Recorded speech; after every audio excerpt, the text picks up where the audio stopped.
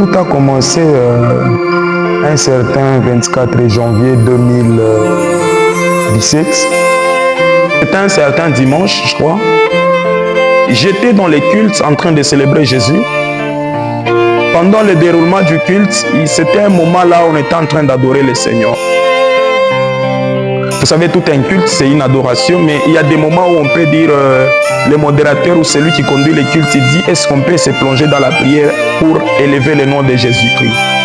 C'est le jour où j'étais plongé dans une forte adoration, j'étais en train d'adorer le Seigneur. J'étais à genoux, mon front était déjà par terre, j'étais en train de prier, j'étais plongé dans une forte adoration, j'étais en train de célébrer le nom de Jésus-Christ. C'est dans cette prière où j'ai reçu beaucoup de choses de la part de Dieu.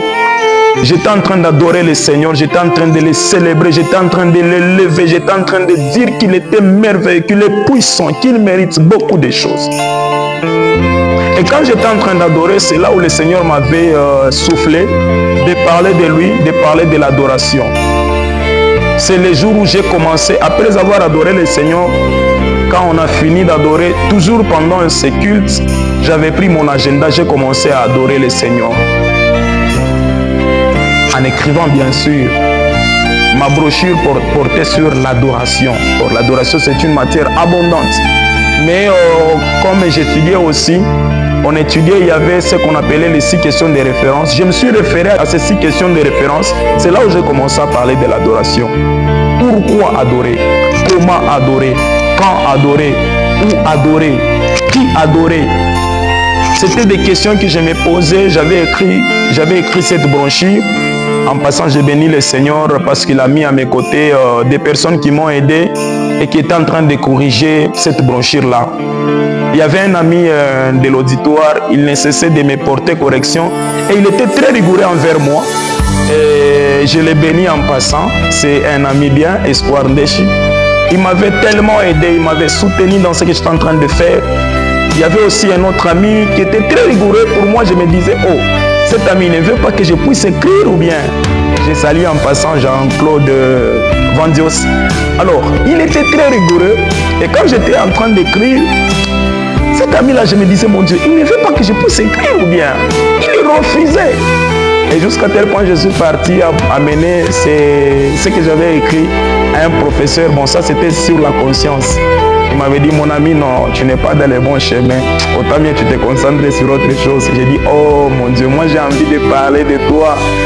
Et en essayant un peu d'écouter les conseils, j'étais aussi conduit par un père bien, le pasteur Prinel Willy Malisso. C'est lui aussi qui m'avait beaucoup aidé, Lui, il était très rigoureux. D'abord, il était rigoureux envers lui-même. Donc, à moi, je ne pouvais pas résister.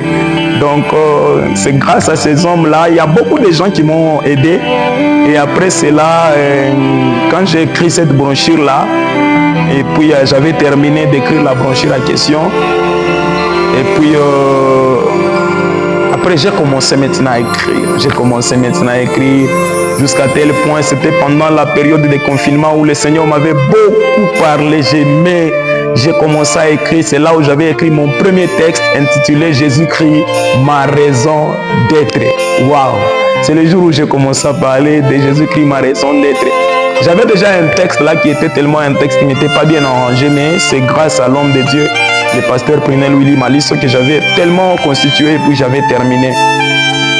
Après cela, j'ai commencé à écrire, j'avais déjà constitué mes 6 titres, tout ce que j'ai parlé dans Jésus-Christ, le triomphateur. Alors, dans Jésus-Christ, ma raison d'être, c'est là où j'étais inspiré d'une chanson et parlait de beaucoup de choses là. Et il y a des mots que chaque fois quand j'écrivais, je me dis, mais comment je suis parvenu à dire ça? Parfois, je me posais des questions à moi-même, j'ai dit, Emma. Moi-même, je m'appelle à l'intérieur, au-dedans de moi, je m'appelle Emma. Pourquoi tu es arrivé à dire ça? Je crois qu'un jour, ces choses vont porter les fruits. Écoutez ce que j'ai dit dans ma raison d'être. Le titre, c'est ma raison d'être. Ça, le début dit ceci. Éternel mon rocher, tu es Dieu d'éternité en éternité. Ta puissance est plus que toute puissance terrestre. ton règne n'est pas inscrit dans la Constitution qui stipule qu'à chaque fin du mandat d'un président, que les citoyens se mettent au rang